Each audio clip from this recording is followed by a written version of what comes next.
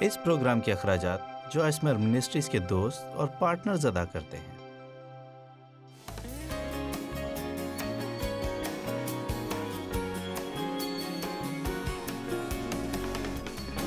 آپ میں سے کتنے یسوع کی مانند بننا چاہتے ہیں؟ کیا آپ کو یقین ہے؟ اچھا ٹھیک ہے، ایک مرتبہ پھر آپ سے پوچھتی ہوں، کیا آپ کو یقین ہے؟ اچھا تو پھر آئیں ایک حوالہ دیکھتے ہیں اور پھر مجھے آپ بتائیے گا کہ آپ کو کتنا یقین ہے۔ یوحنا 5واں باب 30ویں آیت، یہ خوبصورت حوالہ ہے ایمپلیفائڈ بائبل کے مطابق۔ میں اپنے آپ سے کچھ نہیں کر سکتا، یسوع یہ بات کہہ رہا ہے، میں آزادانہ طور پر اپنے آپ سے کچھ نہیں کرتا، بلکہ صرف اسی طرح جیسے خدا نے مجھے سکھایا ہے، یعنی جیسے وہ حکم دیتا ہے، جیسے میں سنتا ہوں، عدالت کرتا ہوں، میں فیصلہ کرتا ہوں، مجھے فیصلہ کرنے کی اجازت ہے کہ جس طرح میں اس کی آواز سنتا ہوں میں فیصلہ کرتا ہوں، اور میری عدالت راست ہے، انصاف اور راست بازی پر مبنی ہے۔ میں اپنی مرضی، اپنی خواہش یا اپنی مرضی اور منشا کو پورا نہیں کرتا، وہ نہیں کرتا جو بات مجھے خوش کرے، بلکہ اپنے بھیجنے والے کی مرضی پوری کرنا چاہتا ہوں، اپنے باپ کی خوشی پوری کرتا ہوں۔ واو! اب آپ کو اس حوالے کو شاید 20 مرتبہ پڑھنا چاہیے تاکہ یسوع نے جو کہا ہے اسے اپنے اندر اتار سکے۔ جو کچھ خدا مجھے کرنے کو کہتا ہے، میرا باپ جو کچھ مجھے کرنے کو کہتا ہے، میں وہی کرتا ہوں۔ میں اس کی سنتا ہوں، میں اس کا انتظار کرتا ہوں۔ جب وہ مجھے دکھاتا ہے کہ کیا کرنا ہے تو پھر مجھے خود سے کوئی فیصلہ نہیں کرنا ہوتا، کیونکہ میں نے پہلے سے ہی فیصلہ کر رکھا ہے کہ جو کچھ خدا مجھے کرنے کو کہے گا میں وہی کروں گا۔ لہٰذا یوحنا 5:30 پڑھنے کے بعد جہاں وہ کہتا ہے میں اپنی مرضی نہیں کرتا، میں اپنی خوشی پوری نہیں کرتا، میں اپنی مرضی سے کوئی فیصلہ نہیں کرتا۔ جب میں خدا کو سنتا ہوں کہ وہ مجھے کچھ کرنے کے لیے کہتا ہے تو میں خود سے نہیں پوچھتا کہ میں اس بارے میں کیا سوچتا ہوں، کیا میں یہ کرنا چاہتا ہوں۔ یہ ایک پہلے سے طے شدہ معاملہ ہے۔ یسوع کہتا ہے کہ یہ پہلے ہی سے طے شدہ ہو چکا ہے کہ جو کچھ خدا کہتا ہے، ایک بار پھر جب مجھے معلوم ہو گیا کہ خدا مجھ سے یہ کہہ رہا ہے تو پھر کوئی اور فیصلہ کرنے کی ضرورت نہیں رہی۔ اب میں آپ سے پوچھتی ہوں کہ یہ سننے کے بعد واقعی ہی آپ میں سے کتنے یسوع کی مانند بننا چاہتے ہیں؟ ٹھیک ہے، پھر میں آپ کے لیے دعا کرتی ہوں یسوع کے نام میں کہ وہ آپ کی زندگی میں پاک روح کا ایک انقلاب شروع کرے اور پاک روح آپ کی زندگی کو اپنے اختیار میں لے لے، وہ آپ کی زندگی پر غالب آئے اور آپ کی زندگی پر قابض ہوگا۔ ہو سکتا ہے کہ اسے آپ کو باندھنا بھی پڑے تاکہ آپ اس سے کہیں بھاگ نہ سکیں، تاکہ آپ خدا سے دور جانے کے قابل ہی نہ رہیں جب تک کہ وہ آپ کی زندگی میں وہ سب کچھ نہ کر لے جو وہ کرنا چاہتا ہے۔ آمین۔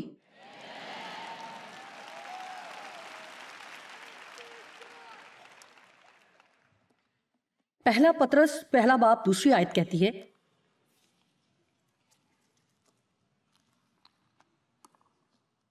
اور خدا باپ کے علم سابق کے موافق روح کے پاک کرنے سے برگزیدہ ہوئے ہیں، یعنی پاک بنائے گئے ہیں، خاص مقصد کے لیے الگ کیے گئے ہیں۔ میں آپ کو کچھ بتاتی ہوں کہ آپ دنیا کے باقی سب لوگوں کی طرح نہیں ہیں جو مسیح کو اپنا نجات دہندہ نہیں مانتے ہیں۔ آپ وہ سب کچھ کرتے نہیں پھرتے جو وہ کرتے ہیں۔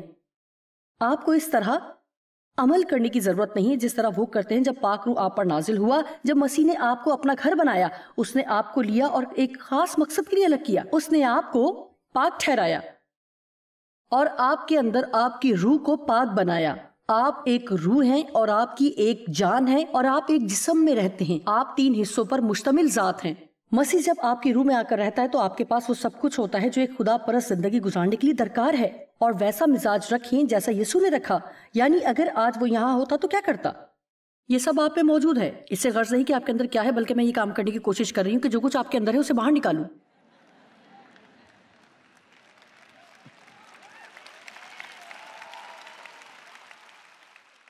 فلپیوں 2:13، اپنی نجات کا کام کیے جاؤ۔ اس کا ہرگز یہ مطلب نہیں کہ نجات پانے کے لیے کام کرو۔ ہم جانتے ہیں کہ ہمیں فضل کے وسیلہ سے نجات ملی، صرف اور صرف فضل سے، خدا کی مفت بخشش ہے جس کے وسیلے ہمارے گناہ معاف ہوئے۔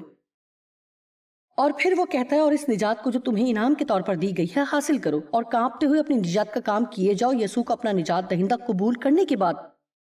اس مقام سے آگے جو کچھ خدا چاہتا ہے کہ ہم کریں، آپ کا اولین مقصد یہ سیکھنا ہے کہ وہ کیسے کریں، پورے طور پر اسے اپنا آپ لینے دیں اور اس کی ملکیت بن جائیں اور اس کے لیے قیمتی بن جائیں۔ اور میں آپ کو ایک بات بتاؤں، جتنا زیادہ آپ یہ کریں گے اتنے ہی آپ خوش ہوں گے، آپ لوگ شادمان ہوں گے۔ یہ مت سوچیں کہ اگر آپ اپنی پوری زندگی خدا کو دیں گے تو آپ پاگل ہیں۔ یہ ہماری خود غرضانہ خود بینی ہے جو ہمیں ناخوش بناتی ہے۔ تقدیس کیے جانے کا کیا مطلب ہے؟ یونانی وائن ڈکشنری کہتی ہے کہ لفظ تقدیس کا مطلب ہے خدا کے لیے الگ کیے جانا۔ سب کہیں میں خدا کی ملکیت ہوں۔ اس کے بارے میں صرف سوچے نہیں کہ آپ خدا کے ہیں۔ آپ میں سے کتنے سوچ رہے تھے؟ مجھے نہیں معلوم، خیر ہم اس کو ایک مثال کے طور پر استعمال کریں گے۔ سفر میں میرا گلاس ہے۔ جب میں سفر کرتی ہوں تو یہ میرا انتخاب ہے، کوئی دوسرا اس سے پانی نہیں پیتا۔ میں اس گلاس کو کافی کے لیے بھی استعمال کرتی ہوں اور پھر اسی گلاس کو پودوں کو پانی دینے کے لیے بھی استعمال کرتی ہوں۔ یہ گلاس الگ کیا گیا ہے، ایک خاص مقصد کے لیے اس کی تقدیس ہوئی ہے۔ ٹھیک ہے، اب آپ سب کو معلوم ہو گیا کہ میں کیا بات کر رہی ہوں۔ بہت سی چیزیں جو آپ کی ملکیت ہیں اور آپ نے انہیں کسی خاص مقصد کے لیے رکھا ہے۔ آپ جانتے ہیں کہ آپ کے بچے ان کے ساتھ چھیڑخانی کرتے ہیں، ہے نا؟ کیا آپ نہیں کہتے یہ اس کام کے لیے ہے، یہ اس چیز کے لیے ہے، یہ اس استعمال کے لیے نہیں ہے بلکہ یہ اس کام کے لیے ہے؟ آپ بھی بالکل اسی طرح سے ہیں۔ خدا نے آپ کو ایک خاص مقصد کے لیے الگ کیا ہے۔ جہاں تک اس دنیا کا تعلق ہے، ہم یہاں اجنبی اور پردیسی اور مسافر ہیں۔ یہ ہمارا گھر نہیں ہے۔ ہمیں ہمیشہ کے لیے یہاں سکونت نہیں کرنی اور دنیا میں جڑ نہیں پکڑنا ہے۔ ہم کہیں اور جانے کے راستے پر ہیں اور ہم ایک مختصر سفر پر ہیں۔ ہمیں بہت سے لوگوں کو جمع کرنا ہے اور انہیں اپنے ساتھ لے کر جانا ہے۔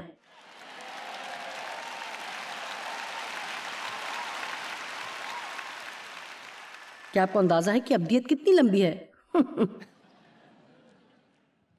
میرا مطلب ہے اگر آپ 100 برس بھی جئیں، جو کہ بہت کم لوگ ہی جیتے ہیں، لیکن فرض کر لیں کہ آپ 100 برس جیتے ہیں تو یہ ہمیشہ ہمیشہ تک رہنے اور ابدیت کا موازنہ کرنے کے لیے کچھ بھی نہیں ہے۔ لہٰذا اگر ہمیں یہاں کچھ چھوڑنا پڑتا ہے تو اس سے کیا فرق پڑتا ہے؟ ایسا کیا ہے جسے آپ یہاں پر چھوڑنا نہیں چاہ رہے ہیں؟ تو پھر اگر ہم وہ کریں جو کچھ کرنے کے لیے خدا ہم سے کہہ رہا ہے تو ہم خدا کے نزدیک قابل قدر ہو سکتے ہیں اور ہمیں اطمینان اور خوشی ملے گی اور ہم ابدیت اس کی حضوری میں گزارنے کے لیے تیار کیے جائیں گے۔ اپنی زندگی اس طرح سے نہ گزاریں کہ جیسے یہی سب کچھ ہے۔ آپ ہمیشہ یہاں زندہ رہیں گے۔ آپ ایک ابدی ذات ہیں، لیکن شاید ہم اس بارے میں زیادہ نہیں سوچتے۔ میں نہیں جانتی۔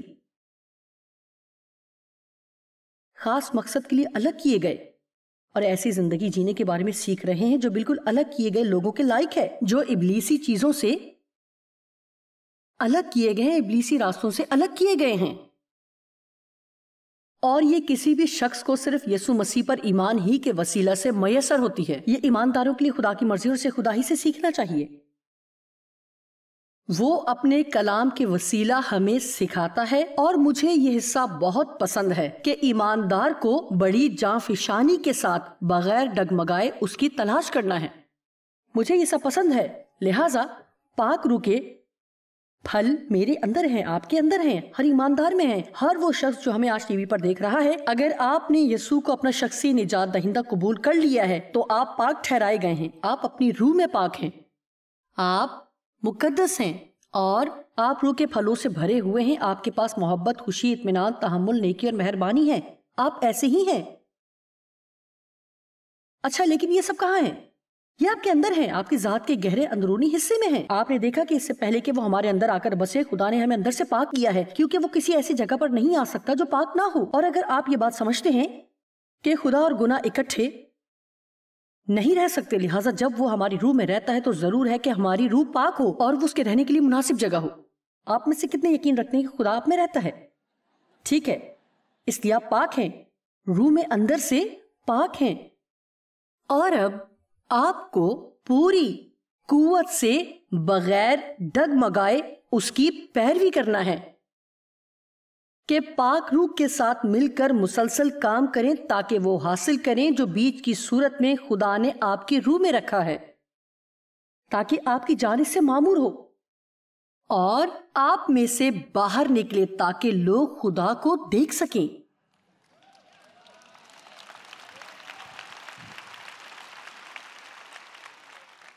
دنیا میں بدترین گواہی یہ ہے کہ دنیا آپ میں یعنی ایک مسیحی اور کسی غیر مسیحی میں کوئی فرق نہ دیکھ سکے۔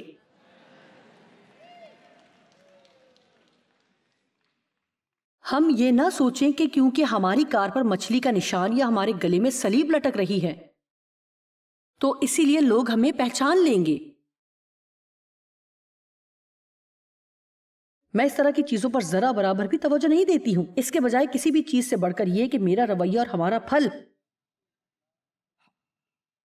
اور ہماری محبت ہونی چاہیے۔ پاکیزگی ایک ذاتی میراث ہے جو فرما برداری کے نتیجے میں آہستہ آہستہ بڑھتی ہے۔ اب میں نے اسے براہ راست یونانی ڈکشنری سے تلاش کیا ہے، میں یہ خود سے نہیں کہہ رہی۔ یہ بہت اہم بات ہے کہ ہم فرما برداری میں رہیں۔ خدا اس لیے زندہ نہیں کہ ہماری خدمت کرے، بلکہ ہم اس کی خدمت کے لیے زندہ ہیں۔ اگر میں اسے تھوڑا ایک طرف کر دوں تو خدا ہمیشہ آپ سے محبت کرتا ہے، وہ آپ کو برکت دینا چاہتا ہے۔ بائبل کہتی ہے خداوند میں مسرور رہ تو وہ تیرے دل کی مرادیں پوری کرے گا۔ خدا چاہتا ہے کہ آپ کے پاس اچھی چیزیں ہوں، وہ چاہتا ہے کہ آپ سر ہوں دم نہ ہوں، اوپر ہوں اور نیچے نہ ہوں، قومیں آپ کی مقروض ہوں، آپ کسی کے مقروض نہ ہوں، جس چیز پر بھی آپ اپنا ہاتھ رکھیں وہ خوشحال ہو، کامیاب ہو، اور جہاں کہیں بھی آپ جائیں اس کی حمایت آپ کے ساتھ ساتھ ہو اور آپ کے راستے ہموار ہوں۔ لیکن وہ بس یہی نہیں چاہتا، وہ چاہتا ہے کہ ہم ہر روز تابعداری اور عزم کے ساتھ مذبح پر جھکے رہیں تاکہ وہ سب کچھ کرنے کے لیے تیار ہوں جو وہ چاہتا ہے کہ ہم کریں، جو ہم چاہتے ہیں کہ خدا ہمیں دے۔ ہمیں خدا سے وہ سب حاصل کرنے کے مقصد کے ساتھ جینا ترک کرنا ہوگا۔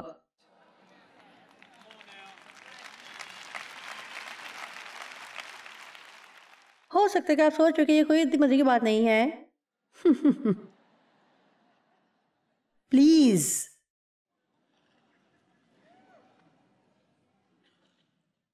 جب ہم خدا کی فرما برداری کرتے ہیں تو ہمارے اندر شادمانی ہوتی ہے جو آپ کہیں اور سے حاصل نہیں کر سکتے۔ اسے آپ کسی اور چیز کے ذریعے حاصل کر ہی نہیں سکتے۔ اب یا تو اپنی روح کو تکلیف دہ حالت میں رکھنے کی قیمت پر ہم چند سیکنڈ کے لیے اپنے جسم کو خوش کر سکتے ہیں، یا پھر چند سیکنڈ کے لیے اپنے جسم کو ناخوش رکھنے کی قیمت پر اپنی روح کو آزاد اور خوش اور اطمینان سے بھرپور رکھ سکتے ہیں۔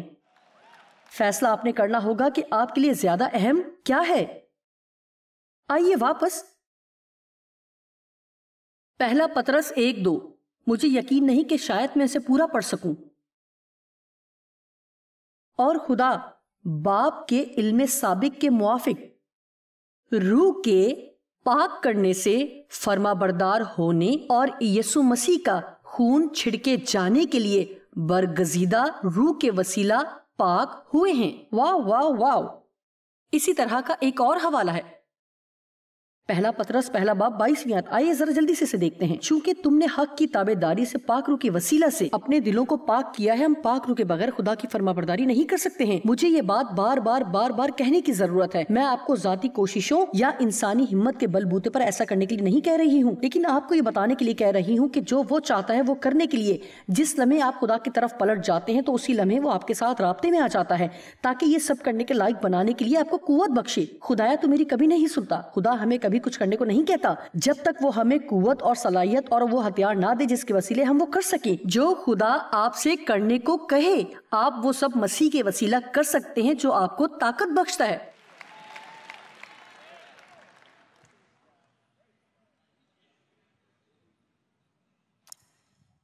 اب آئیے ذرا گہرے میں چلتے ہیں اور ہم دیکھیں گے کہ آپ لوگ جو یہاں موجود ہیں اور وہ جو ٹیلی ویژن پر دیکھ رہے ہیں کتنے روحانی ہیں۔ میں وقت سے پہلے آپ کو بتا رہی ہوں کہ میں آپ کو تھوڑا پریشان کروں گی، لہٰذا آپ لوگ ٹی وی بند کر کے چلے نہ جائیں۔ میری بات سنیں، پہلا تھسلنیکیوں 4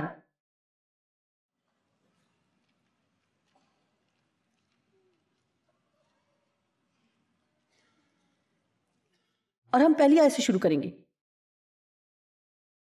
میں پہلی 4 آیات پڑھوں گی اور ان پر کچھ تبصرہ کروں گی. غرض اے بھائیو، ہم تم سے میل ملاپ کے وسیلہ سے درخواست کرتے ہیں اور خداوند یسوع مسیح میں تمہیں نصیحت کرتے ہیں کہ جس طرح تم نے ہم سے مناسب چال چلنے اور خدا کو خوش کرنے کی تعلیم پائی اور جس طرح تم چلتے بھی ہو اسی طرح اور ترقی کرتے جاؤ. زندگی کو جیتے ہوئے کاملیت کو حاصل کرو. لہٰذا پولس کہہ رہا ہے کہ دیکھو تم لوگ اچھا کام کر رہے ہو، لیکن میں چاہتا ہوں کہ تم اگلے درجے پر جانے کے لیے زور لگاؤ. اور بالکل یہی بات میں کہہ رہی ہوں. دیکھیں، آپ کوئی روحانی احمقوں کا ٹولہ نہیں ہے. اگر آپ خدا سے اتنا پیار نہ کرتے یا اس کی فکر نہ کرتے تو یہاں کانفرنس پر آنے کے لیے آپ ہفتے کی صبح کا انتخاب نہ کرتے. آپ میں سے کچھ لوگ شاید اپنی زندگی میں بہت سی باتوں میں فرما برداری کر رہے ہوں گے، لیکن میں چاہتی ہوں کہ اس ہفتے کے اختتام پر آپ ایک نئے درجے میں داخل ہوں، کیونکہ اس سے مجھے فائدہ ہوگا. میں بہت خوش ہوں کہ خدا نے مجھے منادی کے لیے بلایا، کیونکہ یہ کرنے کے لیے مجھے مطالعہ کرنا تھا. اس لیے مجھے تمام وقت خدا کے کلام میں رہنے نے محفوظ رکھا. ٹھیک ہے، آئیے واپس ان حوالوں کی طرف جاتے ہیں، کیونکہ تم جانتے ہو کہ ہم نے تم کو خداوند یسوع کی طرف سے اس کے اختیار اور اس کے الہام سے کیا کیا حکم پہنچائے. چنانچہ خدا کی مرضی یہ ہے کہ تم پاک بنو، پاک اور مقدس زندگی گزارنے کے لیے الگ کیے جاؤ، یعنی حرام کاری سے بچے رہو، اس سے دور رہو. ہم کچھ دیر کے لیے جنسی بے روی پر بات کریں گے.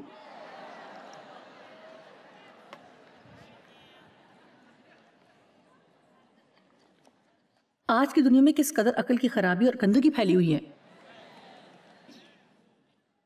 حرام کاری سے دور رہنے کا مطلب بہت کچھ ہے. جنسی ملاپ بذات خود میں بہت پاک اور خوبصورت چیز ہے. میں آپ کو بتاتی ہوں کہ ابلیس نے اس کے ساتھ کیا کرنے کی کوشش کی. وہ کسی بھی طرح قابل رحم حالت سے کم نہیں ہے. ایک بڑا مسئلہ اوریانیت کا ہے. میرا مطلب ہے کہ آپ اپنے گھر میں بھی کوئی ایسا میگزین نہیں دیکھ سکتے جس میں شارٹس یا پجاموں کی تشہیر ہو اور اس میں لوگ آدھے ننگے ہیں. اور آج کے دور میں بہت سے لوگ شادی کرنے سے پہلے اکٹھے رہتے ہیں. وہ سوچتے ہیں کہ اس میں کوئی مسئلہ نہیں ہے. وہ عذر پیش کرتے ہیں کہ آپ بھی دیکھیں کہ شادی سے پہلے یہ جان لیں کہ کیا ہم اکٹھے چل سکتے ہیں یا نہیں. یہ ہے تو محض کاغذ کا ایک ٹکڑا. میں آپ لوگوں کو کچھ بتاتی ہوں کہ شادی محض کاغذ کے ایک ٹکڑے سے کہیں بڑھ کر بنائی گئی ہے. یہ ایک دوسرے کے لیے گہری وفاداری کا نام ہے.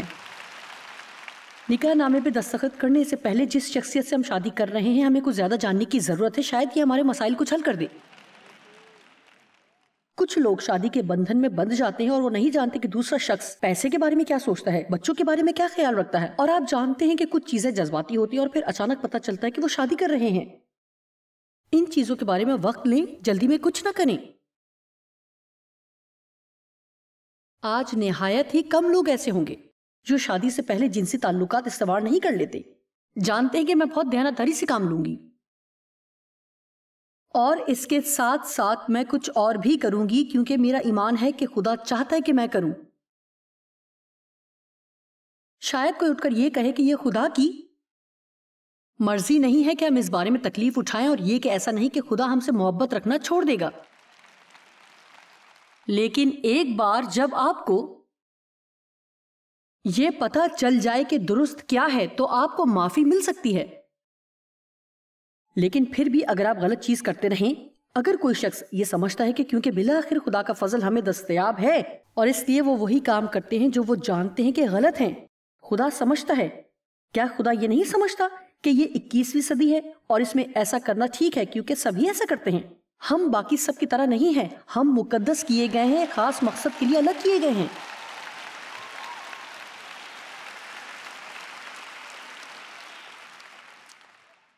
آپ جانتے ہیں کہ جب لوگ وقت سے پہلے ایسے رشتے استوار کرتے ہیں تو کیا ہوتا ہے؟ وہ اس رشتے کی ساری خوبصورتی ختم کر دیتے ہیں. ان کے پاس کسی بھی چیز کا انتظار کرنے کا صبر نہیں ہوتا، کیونکہ ہم بھی کسی چیز کا انتظار نہیں کرتے. ہمارے معاشرے میں ایک بہت بڑا مسئلہ ہے اور وہ ہے فوری تسکین کا. ہر کوئی وہی کرنا چاہتا ہے جو وہ چاہتا ہے اور وہ اسے فوراً چاہتے ہیں. اب اگر وہ کچھ لینے کی قوت خرید نہیں رکھتے تو کریڈٹ کارڈ سے لے لیتے ہیں. کسی چیز کا انتظار نہیں، وہ کسی چیز کی آرزو نہیں کرتے، کسی چیز کے مشتاق نہیں، کسی چیز کی منصوبہ بندی نہیں کرتے اور ان کے لیے پیسے نہیں بچاتے، نہ چیزوں کے لیے خود کو نظم و ضبط میں لاتے ہیں. اور یہی حال جنسی ملاپ کا ہے۔ آپ خود پر اختیار رکھ سکتے ہیں یا آپ خود کو قابو میں نہیں رکھ سکتے۔ بائبل کہتی ہے کہ ہمارے اندر پاکیزگی یا ضبط نفس سے خود کو ایسے حالات کے سپرد نہ کریں جہاں ایسے واقعات ہو سکیں۔ اگر آپ کے ساتھ کوئی مسئلہ ہے تو جب آپ باہر جائیں تو کسی اور کے ساتھ جائیں۔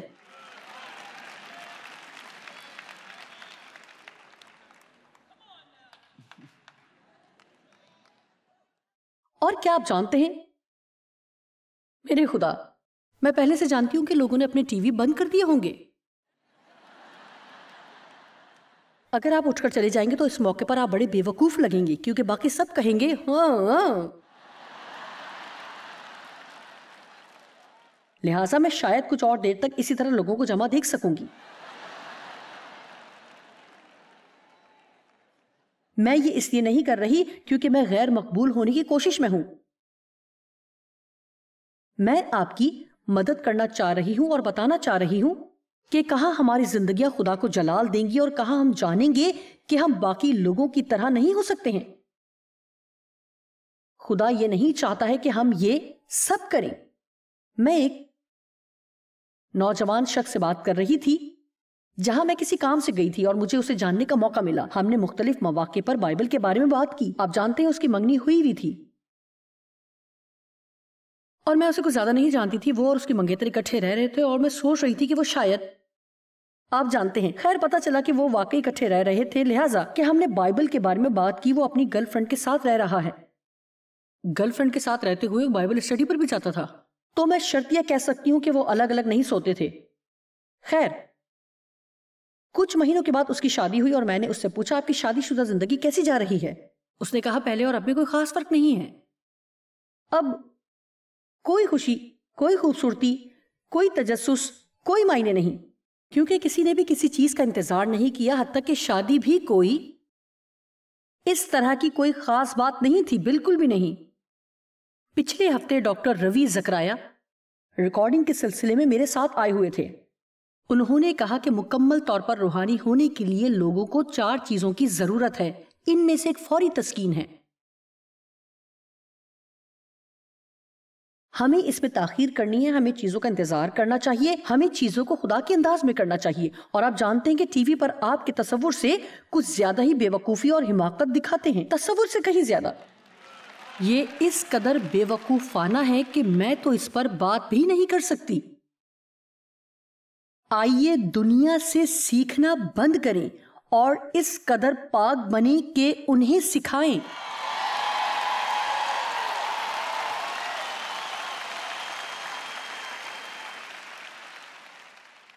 مجھے وہ خوشگوار حیرت، وہ خوبصورتی واپس چاہیے تاکہ لوگوں کو معلوم ہو وہ شادی سے پہلے تعلقات استوار کرتے ہیں، حاملہ ہو جاتے ہیں اور پھر اپنے اس کام کی ذمہ داری نہیں لینا چاہتے، لہٰذا اسقاط حمل کرواتے ہیں۔ لوگ کریڈٹ کارڈ سے پیسے خرچ کرتے اور پھر جب بل ادا نہیں کر سکتے تو دیوالیہ ہونے کا اعلان کر دیتے ہیں۔ لوگ عیاشی، پابندیوں اور نظم و ضبط سے آزاد زندگی گزارنا چاہتے ہیں، اور جب وہ بربادی کا شکار ہوتے ہیں تو اس کی ذمہ داری اٹھانا نہیں چاہتے۔ آج ہمارے معاشرے کے قوانین نے لوگوں کے لیے ایک دروازہ کھول رکھا ہے کہ وہ مکمل طور پر اپنی زندگی کو تباہ کر لیں، اپنی زندگی مکمل طور پر تباہ کر لیں۔ اپنی زندگی میں انتہائی حد تک فرما برداری کا مطلب ہے کہ ہم اس پر توجہ کریں جو خدا اپنے کلام میں کہتا ہے، کہ ہم پاک روح کی ہدایت اور اس کی حوصلہ افزائی کی پیروی کریں، اور پھر سادگی کے ساتھ جس پر ہم یقین کرتے ہیں کہ وہ ہمیں کرنے کے لیے کہہ رہا ہے اس کی فرما برداری کریں۔ ایک طریقہ جس سے ہم خدا کی قدرت کو اپنی زندگی میں جاری کرتے ہیں وہ یہ ہے کہ فرما برداری کے ساتھ قدم اٹھاتے ہوئے وہ کرنا ہے جس پر ہم یقین رکھتے ہیں کہ وہ ہمیں کرنے کے لیے کہہ رہا ہے۔